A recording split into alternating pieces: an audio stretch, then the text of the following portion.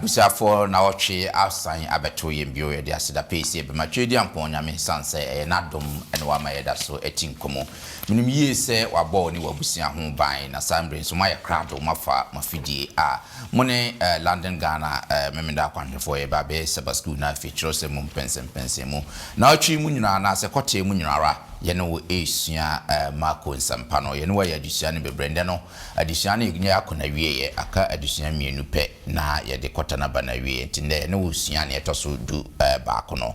atifi asem no wo se wa kyere no na odi nasem ana se taking and try it afi de Yesu Kristo wa ba asase so wa bebo bra wodi ne juma wa yense nkyereni bebre ekọ awieye mbre no okowu na afi waje ye nkwase ne na nyina yenim no ye behwe maboafo na ye krado omo beboa na afi enede no yahwe ni esi wo Yesu Kristo abrabum na afi yahwe adesua betimi asua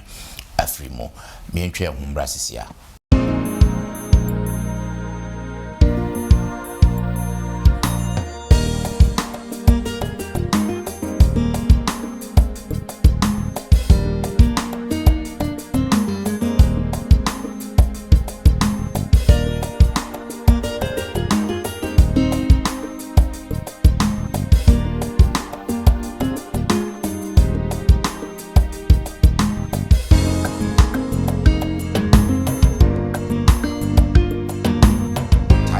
aba asasi su ase na fe na fe obekọ ne pempen so bia na aye pa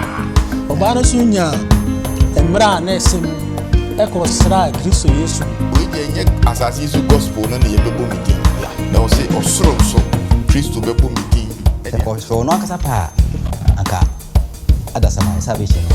kantimi amazo na say yes sir eno bebo me Kristo sum na ye no eno etumi esipi yes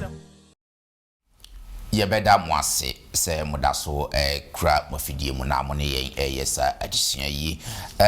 ansana mede wo mo ba beboa me mayi omo afi ade akire mo no ma yenkutie nwumhwehwehwam bi mra ansana ya behwe ya adesua no mu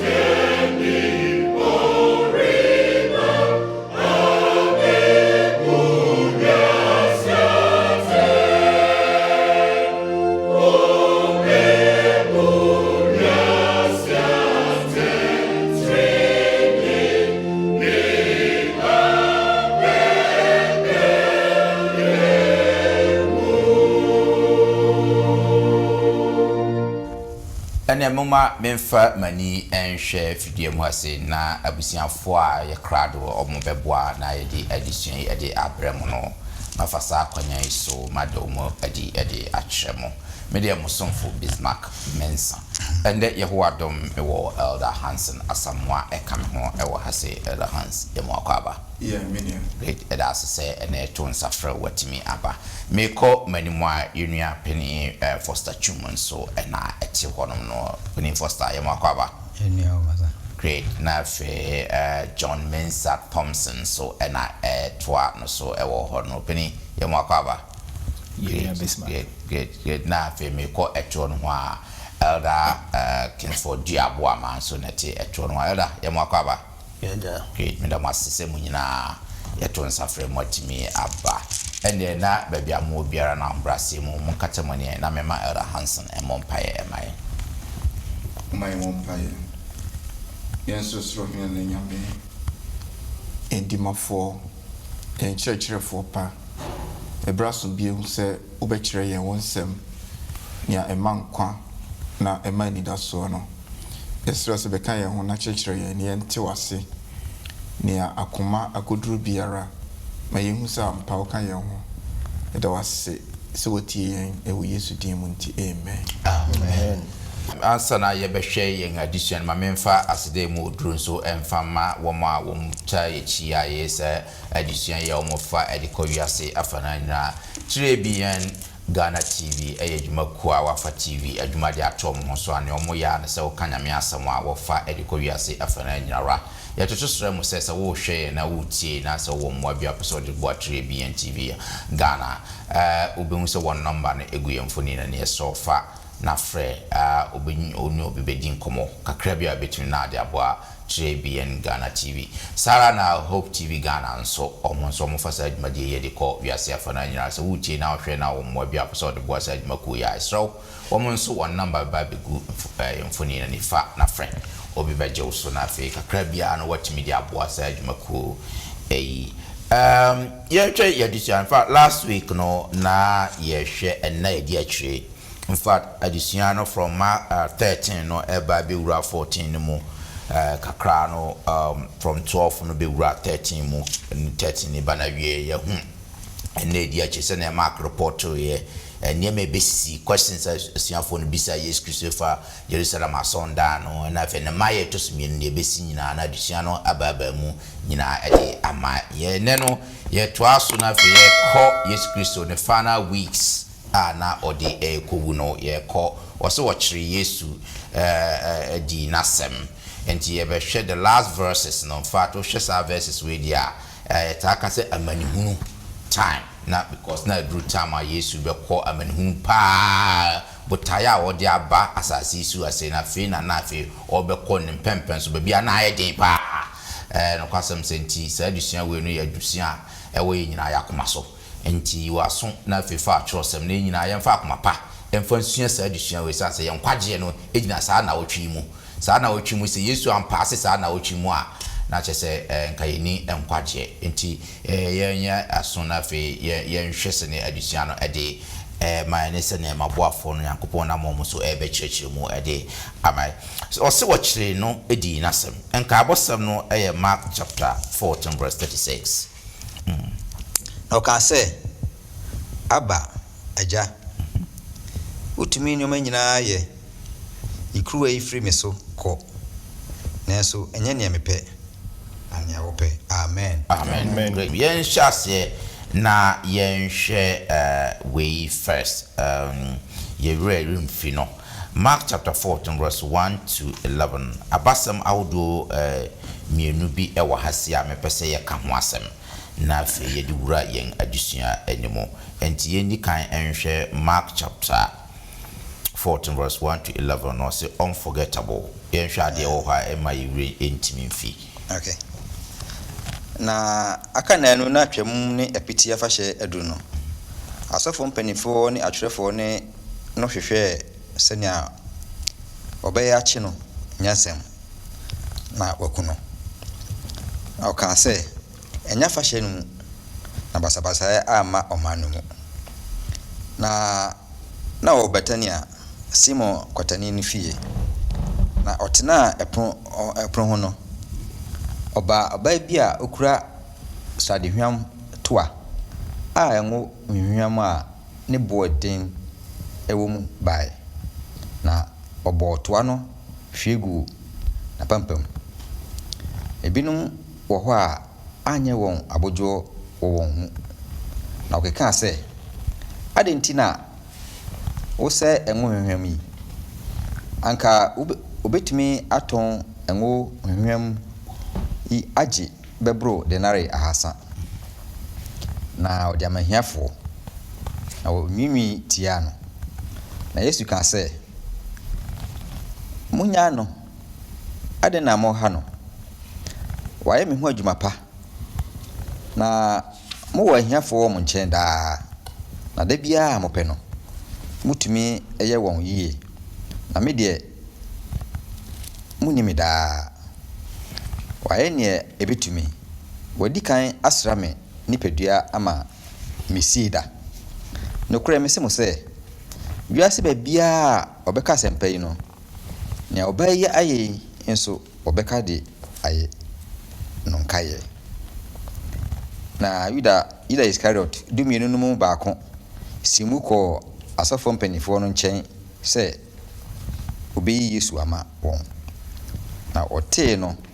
ɛyɛ wɔn anigye na ɔhyɛ no bɔ sɛ ɔbɛma no sika bi na ɔhwehwɛ sɛnea obenya kwan ɛyi no ama ɛbra ɛsɛmu amen.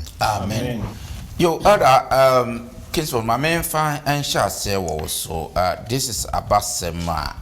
the plot, and now plot against Jesus, just 2 days before the Passover. Now, you marry on so alabaster oil, or the Koye Yesu Christo, na fe the Koye so Judas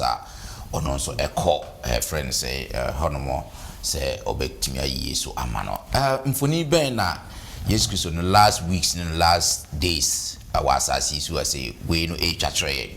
Yo, me dancing. I'm say a testimony I read, as I tray and said, yes, you know, what you a trip,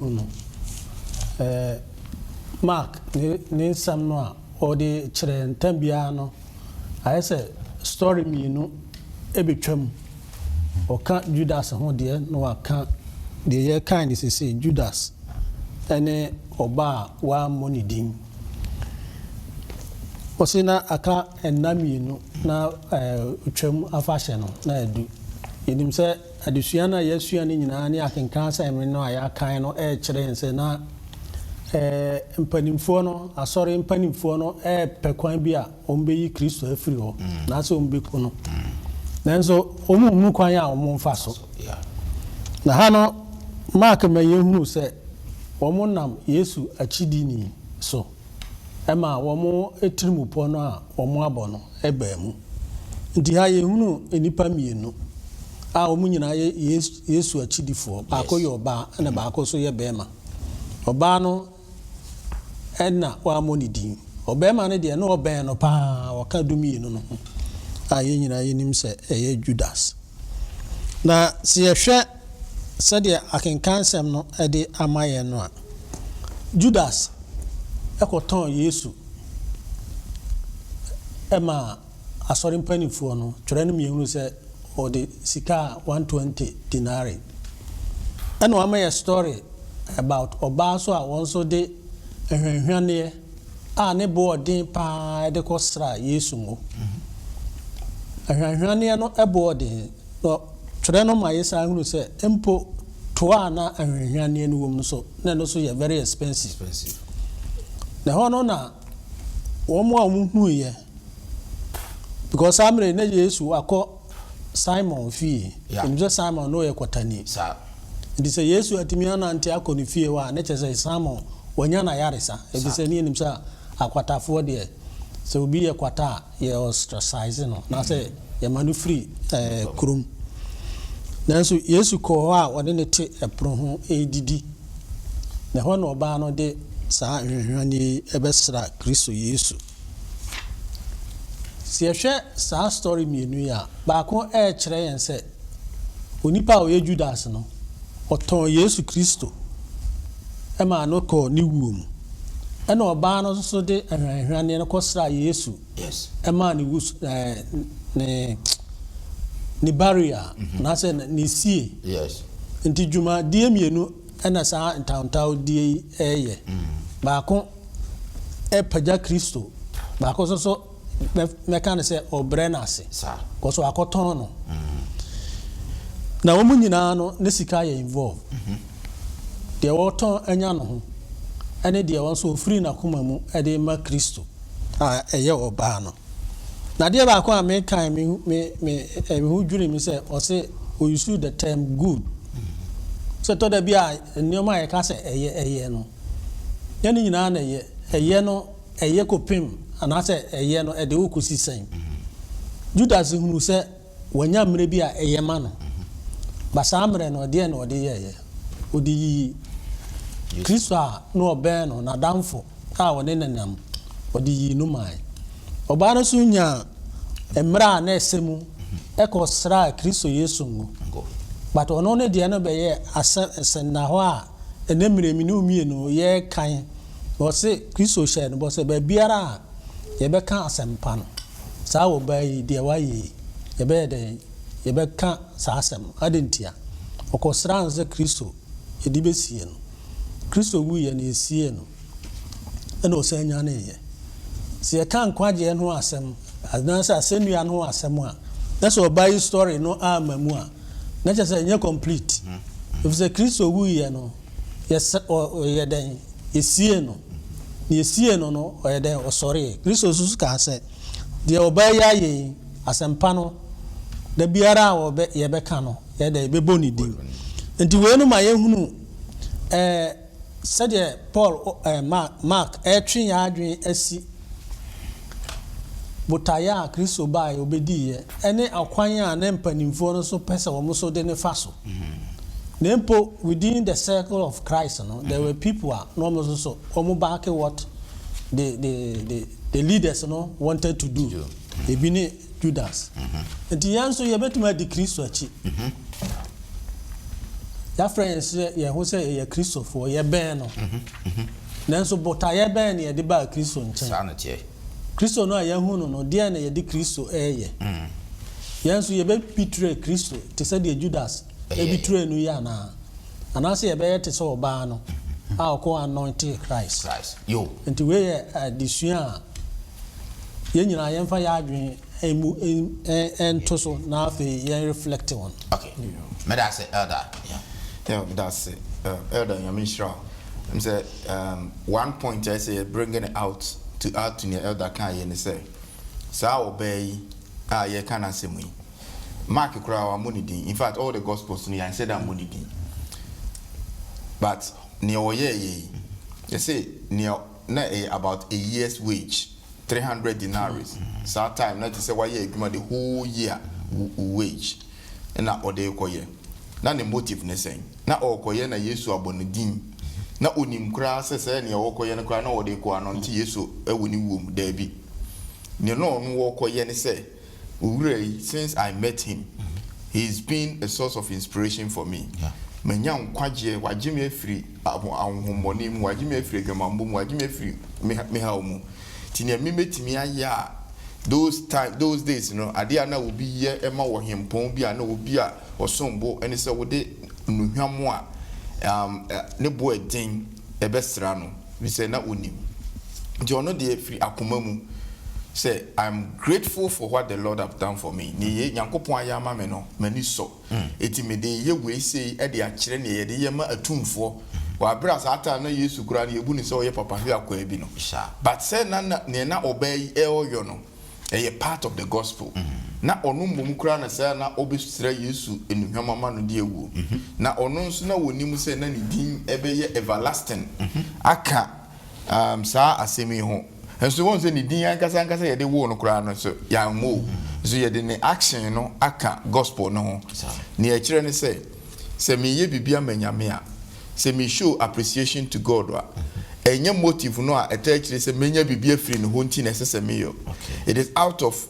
gratitude say ni nyame aya ma me ni a waje me wa ma me nkwaje ho ani da so nti se me de misika ma ho oden me nyansa me mmere me bibia makoma nyina ye awurade adwuma menye efri say we dey enye asase so gospel no na ye bebo medin na o say osoro nso Kristo bebo medin e dey akire n'agya no enti whatever we are doing ma obi mu yabam if so obai abasem tuo pa na asuafo no ibu na nso wa mana mu na bam o de ye ema ne na onnim se ne wo ye no kura no e wo spiritual significance enso timi eye ya ene ema Yesu ni wo no emfa so bi eba so yo meda mwase meda se opening Hansen yanto aso na fe yenhwe adidi a edi akire no se the last supper yenhwe de esiye ewo Mark chapter 14 22 to 31 yewe bekan Exodus 24:18 so na fe yahwe the significance sade ye hia and as a DNA between a free ni see or Mark chapter 14 22 to 31 no yeah share the all right I see all the dino yes papa no shira so bui na ode ma won ka say munye yini me honam na fa kruwa no dase de won de ma won na wonyina numbi na o say won say yeni moja aya pam foforo no moja nipa bebre nti ohwegu na kura mesemo se menun bobo ya bani bio de kubeko akosi da menom na foforo Yakobon ahenie na oto ayeye nyum no ofri ediko ngobepo no so ena Yesu si won se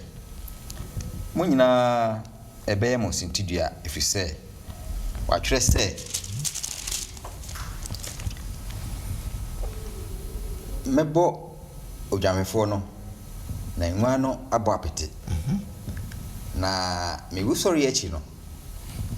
medimo anim mako Galilea na Petro se no se ebeye won nyina sintidua mpo a me de enya mi sintidua na Yesu se no se no kra me se wo se ena nadwi akoko remmo mprenu na wapame mprensa na ono de okasa enibreso se mene wo mpa mere mpa wo da asana wo nyina so ekae Exodus 24:8 no yemfanka hona fe memma openi Thompson and Kasa and for the Lord's Supper last supper hona fe hede oho see na Mose fa muja no pete omano so na o see hwe apam a Awurade ne mo apam wo nsem yi nyina so no muja nie amen great Mamencho Openi Thompson mfoni be o the Lord's Supper story no se ne abasem ni asiti ababia ekoya kopie ya mfoni be na addition etwa kire Bismarck medasi yeah se ye share story ya na ye ka se the latter days time Yesu ene nesuafo no edi nkra na we ni edidi a na etwato a ombehia edidi esanse na akwanya bia eni hobio yes na den na de the Lord's Supper yi ebae akoba ne se Israel for ekonko asumu ewo Misraim na emrene so se Nyankopon eyi ne mma efi Misraim akọ bosha asase ne so no koba se Pharaoh na adwen se omma Onyankopon emma enko to Nyankopon ka kire Moses se mebeye ade bi na eno na ye the last thing am ya mu be free Egypt and ase Misraim akọ Canaan asase so yeah into ka kire wo mu se sabo some na wom no which is the first month of the year or the mawomo on the 10th day no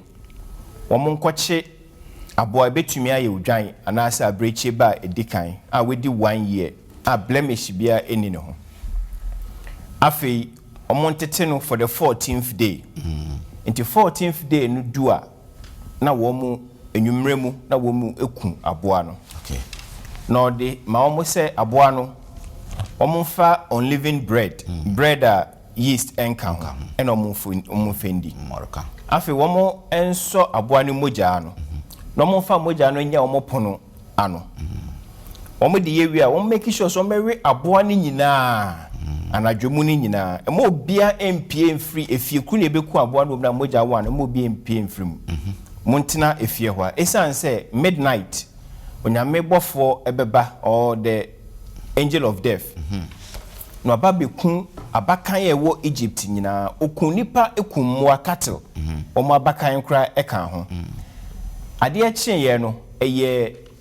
dede eye osu esane se na omo abakan ewu nanso Israel for de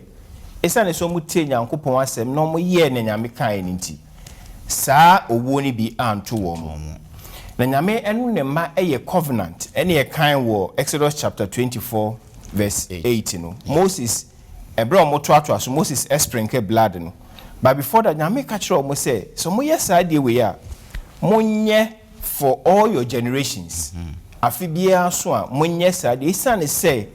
we ene be kai mo se me Nyankopon na me yi mu firi Misraim nkwaso mu ede mo call boshe asase so ekoba ne saa no Yesu aba asase so ono so ye Jew ni nti aba betu no oye bi na the final one on ne suafo no ediye no eno ho asem na ye ka no sesiye. That's right. Yesu ebe institute a new memorial service. Na sa new memorial service no na eno no eye say a transition from the old one na Jew for no edi no ena ode aba fufrom Yesu anka say yemfa yendi moa ana say yemfa moa ena ndi Sa esa ne se ne na omu ye ni nyina no ebesi onu Kristo so sa ne je onu no Nyankopon edwamba oba bewu agi wiase eyi wiase bo ni nyina eko nti ode ne ho ebesi ho brodo na no omu di no eye Kristo honam a ode ma ne suafo no a eno na yede eye the Lord Supper afi ode no moja no kruwa no ode ma wo mo se wo mo enoma no na ni moja egu sa kruwa ni kire se sa moja no abeye the ode besi sealing the covenant, which is the second covenant Jeremiah can was ode besili ano and it is here I can cancel na message yen kan Mark 14:24 no ebium 24 na yen hwe ne Yesu 24 yes Mark 14:24 hwe ne Yesu eka efa ho all right see now see one say yeni moja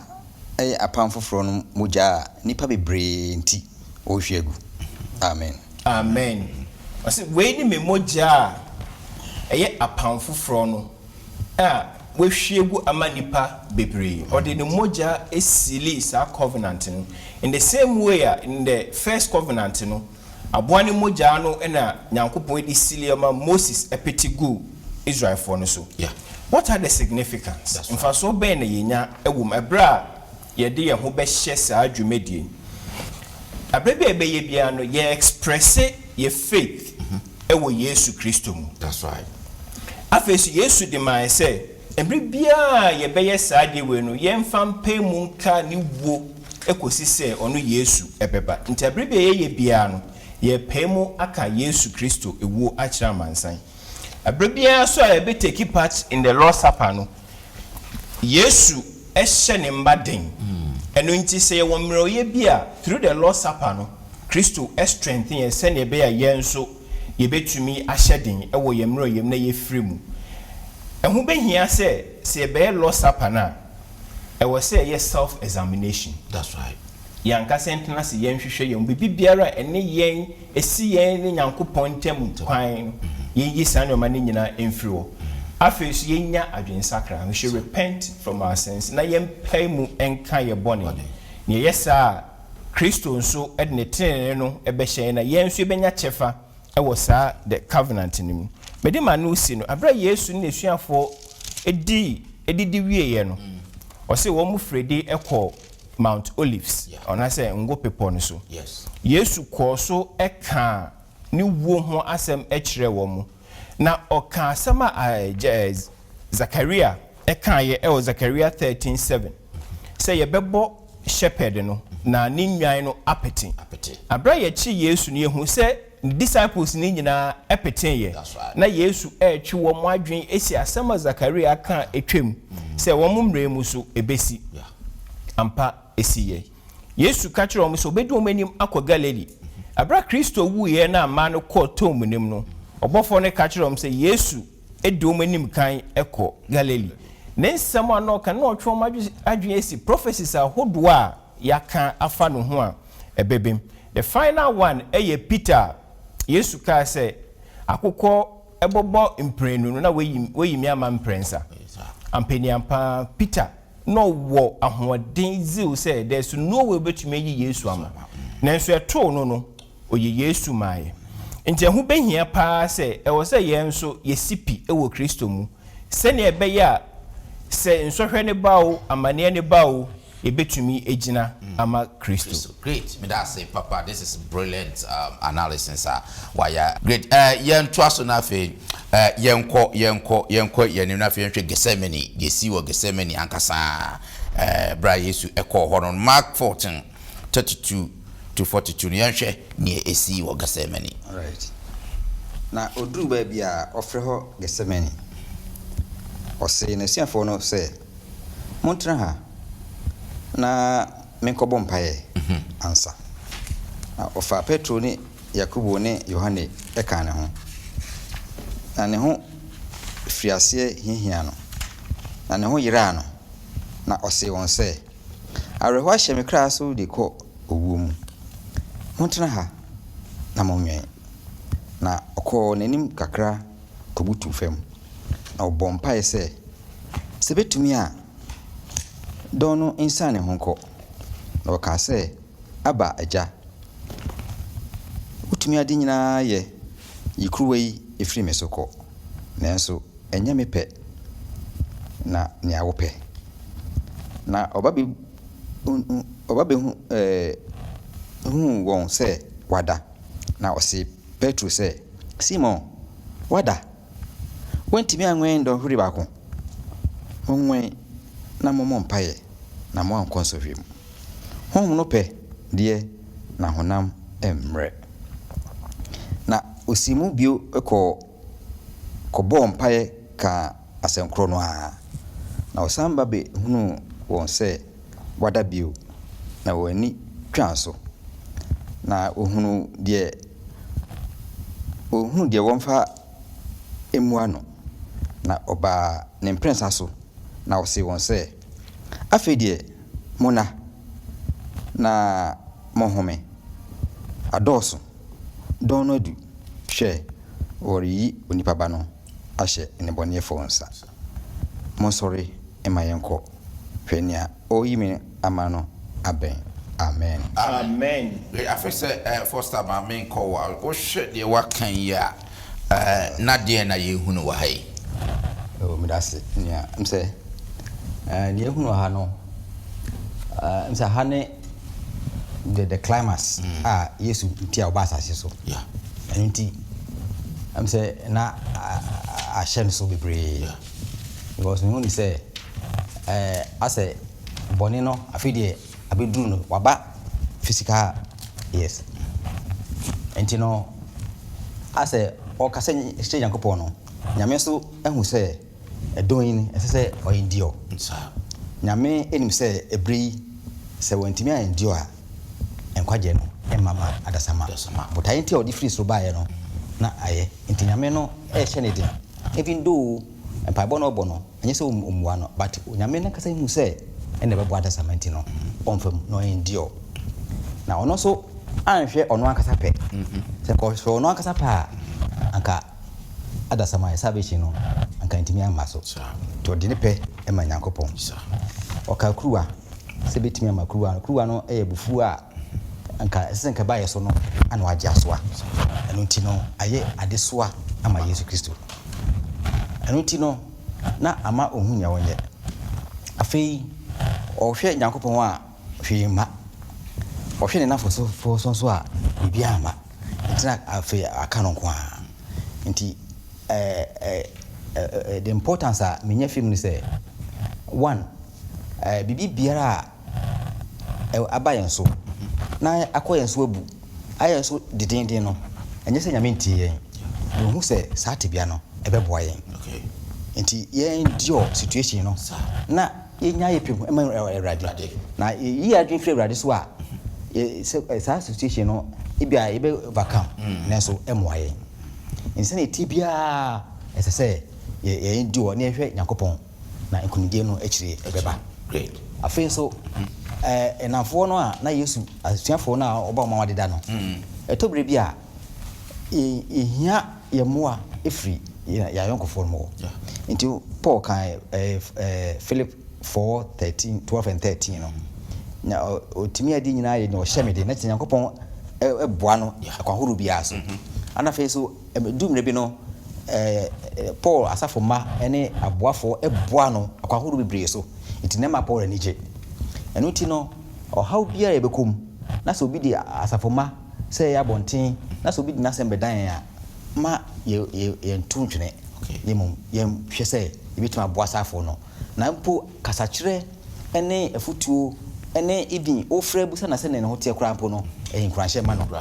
beboa no ama ne ho aba no so na rejectise afo no bibre a ya na ede ohaw ede amane ebre in terms of these are the importance of minya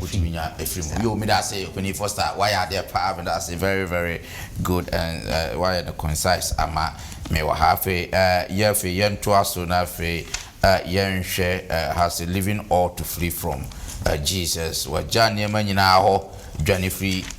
Yesu enchen and also yenhwe ansem bia esi wo Mark chapter 14 from 43 no ekono yen kan no kakra bi na fe mema opening hands and embramu ewa hase Mark chapter 14 43 no yen kan kakra nkopem bia 52 then yen hwe de ho na amunum hwa oguso kasa no Yuda demienu no mu baako bae na nkrofuku bebre a okrokura nkrante ene ema free asofo mpanifo no ne atwerefo no ne mpanifo no nchen kane ho na nia oyi no mae no ama won senkyerene se nia mefe na no one no monche no na monhwe no yie emfa no nko na oduruye no entema na oba ne nchen beka se Rabbi na ofe na no na wode won nsa koso ni mu kire no na won a na ogina hono mu baako twe ne nkrante de bo asofo pani akua twa na so na Yesu bisa won se mo abasania more ba adwutwafo so de nkrante ene ma rebechime da mewo monchen asorofie recheche no mo anchime na senia atwere sem no beba munti intra na won nyina gya no ho dwane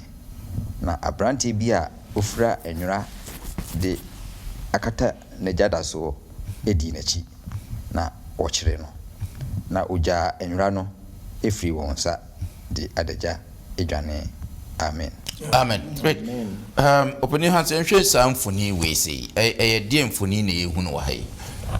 that's it I'm say the storyline na ekono bruni beka say continue afei ashase efri baby mamenye example senior na minia Thompson or chechire the scene no a ewo awrade adidi no ne ayino mo no say enyina anyehwe say ensohwe emre ya ye nsohwe pen yo school ana ye nye nsohwe kura bia yesi be give visa interview ana anything that will be there so ahwe wo ko nsohwe bi mu and you know say uhu na chirichiri ebia in the next 3 months me won sohwe it me pem was all sohwe but effect in that much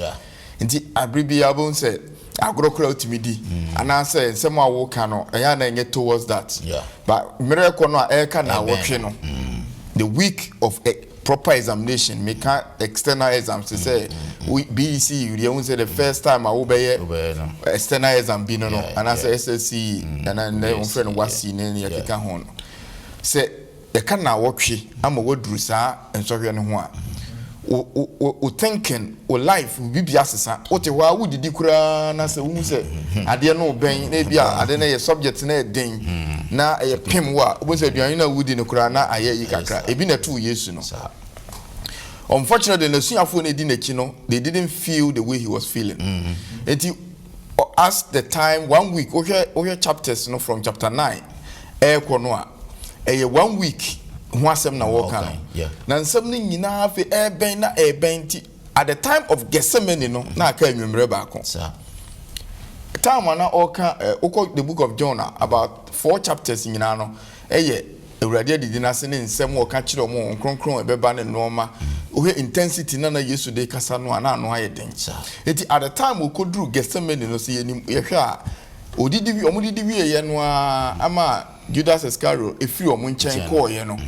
ɛna ɔse momɛyɛ nkɔ ɛna omo kɔ Gethsemane eti anadwo no omo kɔbɔ mpaeɛ na wohwɛ nneɛma esi wɔ hɔ yi a afei mpaebɔ no mu no ɔba abehunu sɛ omo ada ohia omo ɛmoa but epofire mu na nkrofo yi abɛto no na nea ɛya wɔ mu ɛwɔ hɔ ne sɛ betrayal ɛya pa sɛ yɛka sɛ obi ayi wo ama ɛya but ebi wɔ hɔ a nyima no bi wɔ hɔ a nipa na mo wahu sɛ ɔmpɛ wasɛm nti ebi a o yɛ adeɛ wa yɛ yi na adwuma mu kura ne adeɛ ɔsɛ ɔmpɛ wasɛm wakɔtuku ɛno na ɛya but wo nim sɛ nipa wo deɛ akɔwe onya ɔbɛyɛ ɔmpɛ wasɛm akɔwe no ɛyɛ but when it comes from ɛno nti na awarefoɔ sɛ awaregya yɛ ba dodoɔ no ano ɔmo ntimi mfa nkyɛ wɔn ho because the betrayer has come from somebody you love, somebody a wo ne na tena wo ne na yɛ bibi intimacy eti Yesu betrayer we no ɛya se Judas Iscariot call ye no ena nka okɔgye ne sika ena ɔkyerɛ ɔmo sɛ akwa no taako fi asei nti ɛyɛ amokɔ a time say no wɔkɔ na wa ma ho bi kura nka enye yamo say he came under the guise of friendship. That's right. Messiah ba ne mo aba na me ba me be kyerɛ me ho sɛ me madam fo no me de mfia me kofi na no on say that time no so mfia no na ye ka no sɛ bi enye nea ene ayi obi ngrofo gyina so sɛ ayi Judas kura fi Yesu anu nti no ege nye hwe nye sa na opeso oka nye sa mfia no ni bia ba sa abre no se ne oka ye mfa mfia no kronkron emfie ho anu che se namfuo mu no they case their cheeks of fin na fono e kire se madam fo no na osia ba obi a wayi wa makoton age sika na osia ba be fi wa no ama nipa nyina hu se akoi odo se o kamasuafo no eya then na Yesu afiri ha. There are so many people one I betray people's love. One no unim say we dey me no me penasem but ni trimu no na ofi wa no ayiwama. Eye dangerous. You are just like Judas Iscariot. Now also say ye di bia ye wo a fane say Yesu a otime de boneche na so fa che. We say ya. Na say asimi si ye Matthew na ma ye hu say ye Peter e dey twa aso. Mark de o si na obi a wogina ho but Matthew say Peter etwen se kan e na otwa obi aso na se wo hwe nsem a esi wo Gethsemane ho kakra no a utumi hu se eye Yesu ya kwan a first Judas Iscariot e fa so no na two kwan a enipa no fa so ba no so as mob action e de se kan ne moba ba no so no na three the way onimne na wo be famu de nanso kwan ye fa so eye as a criminal no ehye no nanso senia na menua opani na wo ka se Yesu anyina mu amakruwa no o manikwa ne ho ankwaje na aboyen a he stood in for everything. That's right. Last one amede kan won say o se na owura bi abrantie bi wo ho a ono no minim no one shahwe ne wo shaye o de ntuma nkata so obi akata ne ho ono so na odi omo achi bi ena nkrofo no hu se akwa jama okan suafo no ho ena oje ne ho ema omo ntuma ka no de deja edwane ekoe some Bible scholars again say Mark John Mark no ana na owo ho a o kan but any proof bi say you no but then whoever was that young guy no see ye hu no say ebi mo epiriko Yesu nkyɛn no ɔno so gye ne ho adwane firi ne nkyɛn yes nowhere do we see say owura yi sign back eti ɔdɔfo eduru baabi a ɛyɛ ana yɛ dwuma mu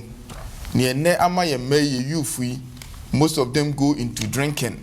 most of them go into ese yabobo yeti emema emma ne meme nyina ese yɛhyehyɛ asomade ɛyɛ noma ne nyina because they want to belong enti sɛ eba se yɛ chi omo de omo aka asafo ne ho a na yɛhuru omo ama omo ahu sɛ mo de sɛ wayi a na wagye ne ho yagye yɛ ho adwane adwuma mu sɛ yɛ ka asɛm bi na yɛ ɛsɛ yɛ da yɛ ho de sɛ yɛ kristofo a na yagye yɛ ho na yɛ de gye adwane afiri Yesu nkyɛn but that is the time ɛsɛ yɛ so yɛ ntoma mu na nka yɛ di Yesu akyi na no matter how you feel sɛ ɛyɛ nimguaseɛ no yɛ di n'akyi ɛwɔ ne wuo mu ɛne ne wusɔre mu and this is a lesson for us say obia o ti say Judas Iscariot no bompa yesiri nyame na sa honhom bone no yifiri ho because o kinkan wanim say wo do wo bi na akire wo gina na chi etwukuchuku no in the guise of a friend more dangerous than an enemy muma yentwe ye ho free say suban no yo me da se opini hanse me da se pass wacheche musa no me da se can imagine guy ya oje no ho dwane ye obetna Yesu won kwa the nakedness beko but what the buy nso ye mu a ohwe ye Kristo som na wanhwe ya unhu wo sa nipa no buy nso sa yenso sa dru dia dia yeso ye je ho sa edwane free Yesu anim na adusua no ede man no e good say ye begina Yesu anim ne asafa whatever we are suffering that say the nakedness e be dwane free ne nchen me da mo ase yento aso na fe yenhwe who are you when wine and also no Mark chapter 14 verse 60 to 72 no yenhwe ne ewo honom. All right. Na asopani no sorry gina finfin bisa Yesu se umwa bi ade ho na yenum edi adanse etiawi nanso umwa na no na wa amwa bi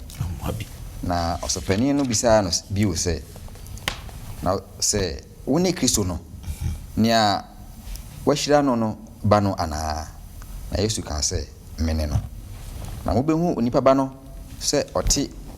tumi nifa na oreba osoro mununkum mu osopani no sinso na tadim ka se edi ehia na ehia yen adanse bio moti na bususem no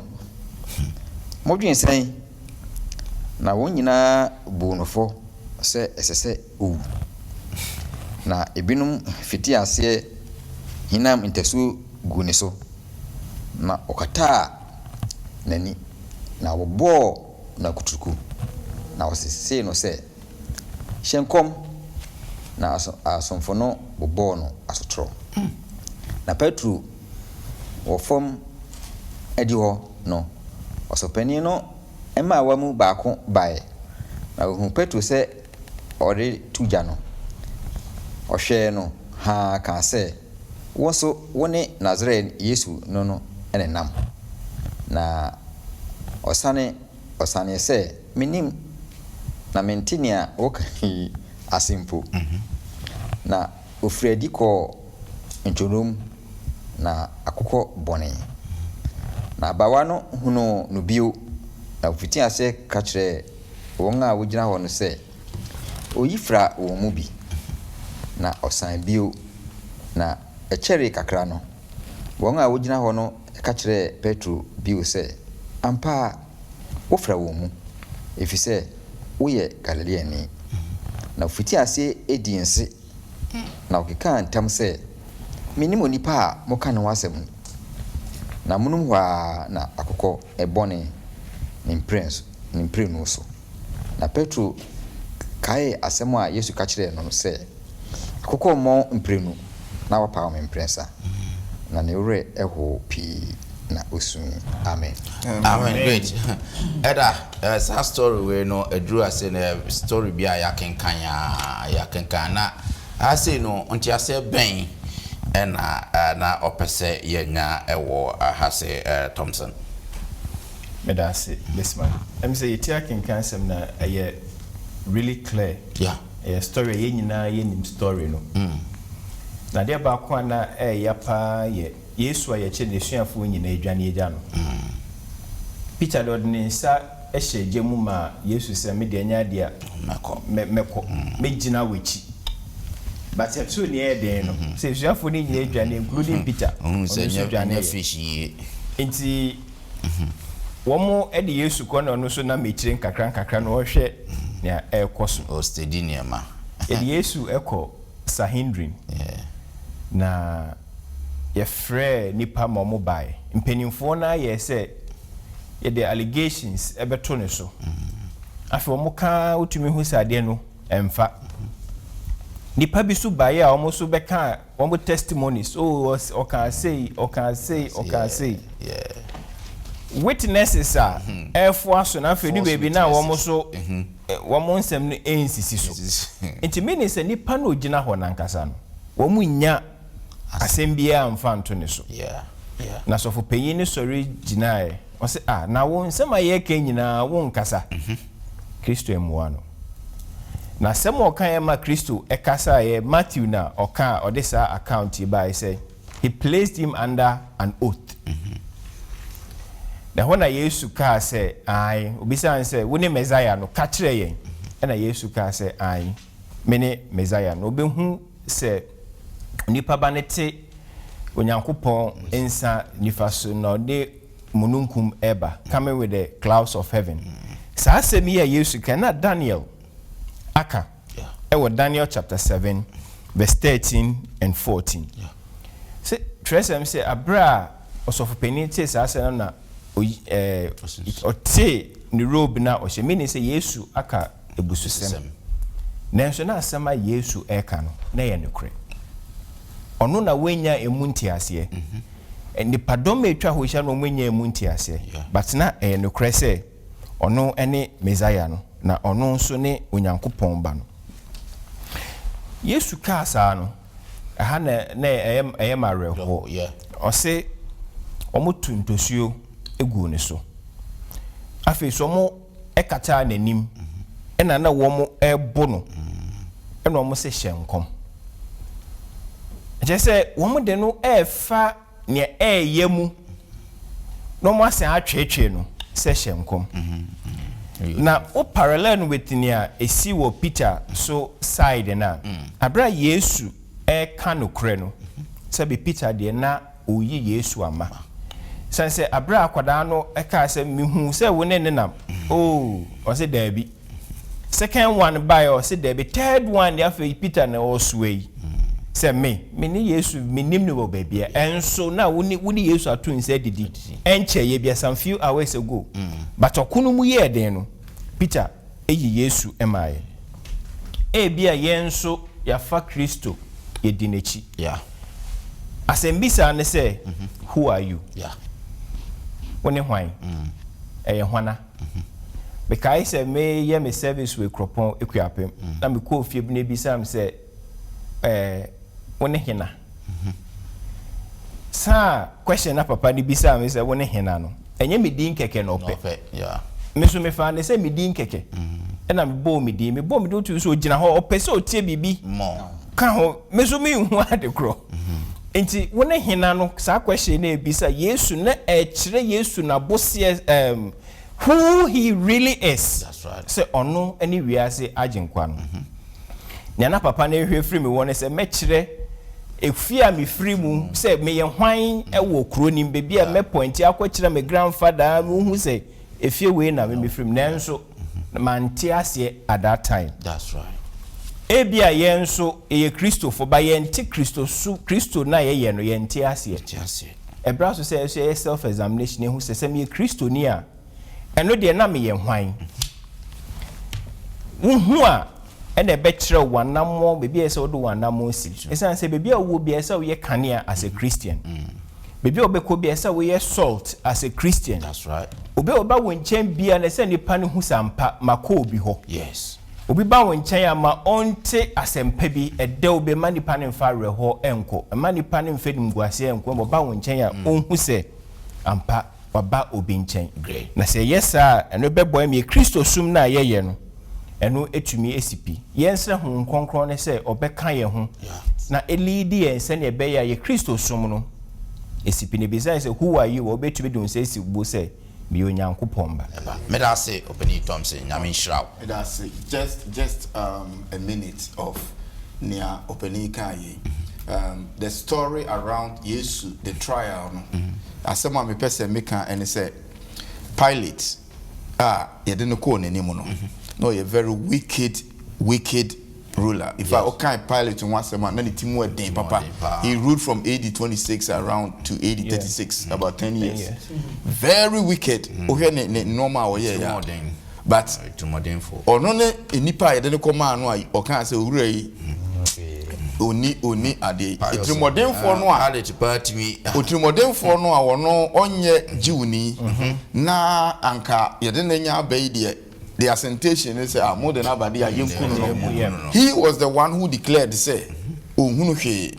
but o make statement bi say na jiw for hene no menye ne den that statement no so is senka emma omo so omo from so omo ya asofo no say hindering for Pharisee for nyamesom for Jew for omo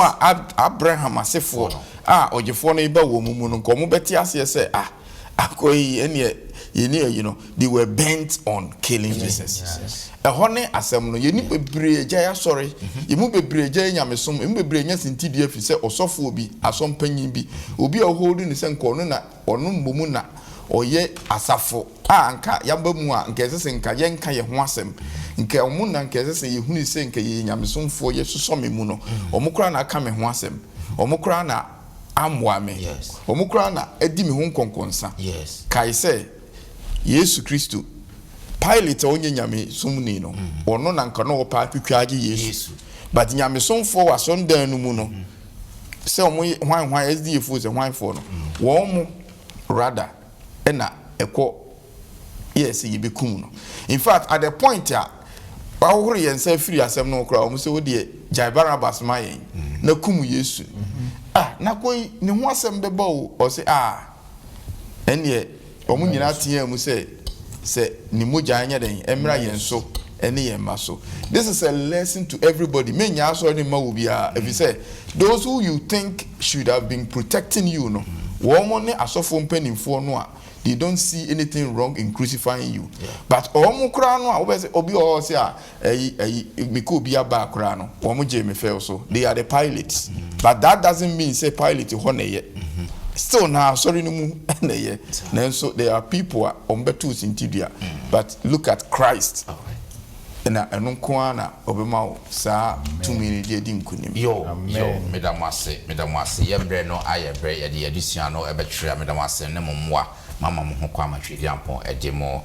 aye adwuma busia for next week mun san share ye ha bio ye de 12 no ebebre ne de wadi nasem na afi wa bonus nuam sasem ya can just Thursday Friday ebe Saturday be 3 between 4 days asempe and a mark a can be sa no ya mani hunu time the next week mombre na fi interested na Yesu asene asenu ane se na esi ekoye onyankopon enshira babia obia Erkinsford be shirae na fi ya sorry so odomfo agya da wase ene da so waye hu adi a kire wo wasem ya da wase yi waye eso se boaye na ho nimdie okwan a wo fa so uye na osore ye na pese ye nya nkwaje ne ntino wayi na di a kire ye no boaye ne enso sa gidie mu ye efe ya hu nyina ma na mo adom no hu mo bro so hu konkron so asiesie ama nkwaje dan boaye ne atiefo nyina asemi mai ntie no kwa o mai nsua no kwa na afi enya sunsanso pa ewe ya brabom amen na afi afufura timi ahusampa wachidifo no kwafo no mo awu ni so omdo omo ama ko so shira ina ne kan yebom wo nyino ase wo do ba Yesu Kristo dim ye bom pa yi amen amen